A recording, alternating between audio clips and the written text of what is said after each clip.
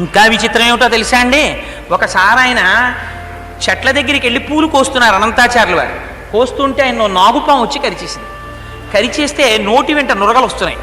నురగలు వస్తుంటే ఆయన అలాగే ఓర్చుకుని పూలదండలు కట్టి తూలిపోతూ వెంకటేశ్వర స్వామి వారి సన్నిధానానికి వెళ్ళారు.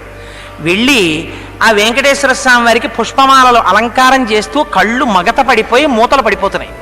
పడిపోతుంటే వెంకటేశ్వర స్వామి వారు అన్నారు, ఏమయ్యా నిన్ను నాగుపాం కరిచిందిట, వెళ్ళి వైద్యం చేయించుకోరాదా, ఎందుకయ్యా ఇప్పుడు కూడా నా దగ్గరికి పరిగెత్తుకొచ్చావు ఈ పుష్పమాలలు అట్టుకుని అన్నారు. ఇంతక ముందు నన్ను ఎన్ని మాటలు కరిచిందోనయ్యా తండ్రి, సంసార సర్పదష్టానాం జంతునామ వివేకినాం చంద్రశేఖర పాదాబ్జ స్మరణం పరమం పరమౌషధం. ఇన్నాళ్ళకి కదా నాకు అదృష్టం కలిగింది నీకు పుష్పమాలల కైంకర్యం చేసే అదృష్టం.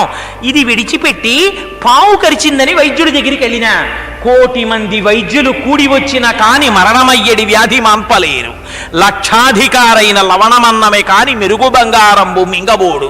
నాకెందుకయ్యా వైద్యం, నీ పాదాల సన్నిధిలో పడిపోతే చాలన్నారు.